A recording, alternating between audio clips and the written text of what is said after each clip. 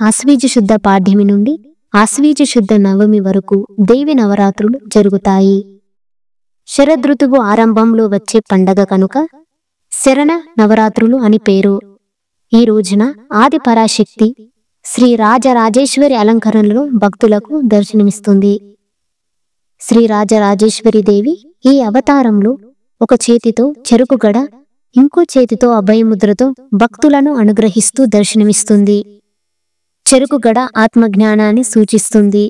అంకుశం పాశం దృష్టులను దురహంకారులను శిక్షించుటకు ధరించి ఉంటుంది. దేవి ప్రశాంతమైన చిరునవ్వు, చల్లని చూపు భక్తులను అనుగ్రహిస్తాయి.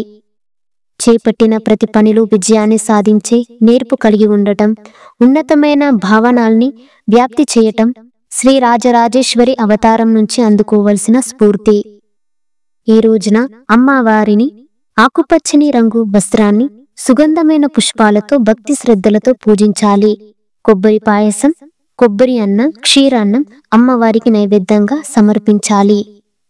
ఓం హిరణ్యవర్ణం హారిణిం సువర్ణ రజిత స్రజం చంద్రం హిరణ్యాయిం జాతివేదో మావహ శ్రీ వాగ్దేవిం మహంకాళిం మహాలక్ష్మీం సరస్వతిం త్రిశక్తి రూపేణ మాంబం దుర్గం చాండి నమామ్యహం అంటూ శ్లోకాన్ని పాటిస్తూ పుష్పాలను సమర్పించాలి. 3 రోజులు పార్వతీదేవికి, 3 రోజులు లక్ష్మీదేవికి, 3 రోజులు సరస్వతీదేవికి పూజలు నిర్వహిస్తారు. అమ్మవారికి ఒక్కో రోజు ఒక్కో అలంకరణ చేస్తారు. శ్రీ రాజరాజేశ్వరి దేవి సకల సృష్టికి తల్లి, ఆది పరాశక్తి యొక్క అత్యంత శక్తివంతమైన రూపం. నవరాత్రుల చివరి రోజు అయిన విజయదశమి నాడు కనకదుర్గమ్మ వారు శ్రీ రాజరాజేశ్వరి దేవిగా దర్శనమిస్తారు. రాజరాజేశ్వరి దేవి విశ్వాన్ని సృష్టించి పోషించి లయం చేసే ఆది పరాశక్తి యొక్క రూపం.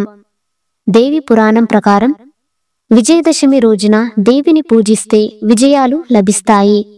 తల్లి ఆరాధన వలన అంతర్గత శాంతి, రక్షణ లభించి జీవితాలు సుసంపన్నం అవుతాయి. శ్రీ రాజరాజేశ్వరి దేవి ఆదిపరాశక్తికి చెందిన వివిధ రూపాలలో ఒకటి. విశ్వానికి ఆధిపత్యం వహించే దేవతగా వర్ణించబడింది. శ్రీ విద్యా సంప్రదాయాలలో ఆమె ముఖ్యమైన దేవత. దైవంలో ఐక్యం కావడానికి మార్గనిర్దేశం చేస్తోంది. దేవి భాగవతం, రామాయణం, మహాభారతం వంటి పురాణాలలో విజయదశమి పండగ ముడిపడి ఉంది. కాబట్టి ఆది పరాశక్తి అమ్మవారి కథ అనేది దేవతగా, సృష్టికర్తగా, విశ్వానికి రాణిగా ఉన్న మహోన్నత స్వభావాన్ని తెలియజేసే ఒక తాత్విక భావన. జగన్మాత అయిన దుర్గాదేవి మహిషాసురుడనే రాక్షసునితో యుద్ధము చేసి అతన్ని వధించి విజయాన్ని పొందిన సందర్భంగా రోజంతా ప్రజలు సంతోషంతో పండగ జరుపుకున్నారు. అదే విజయదశమి.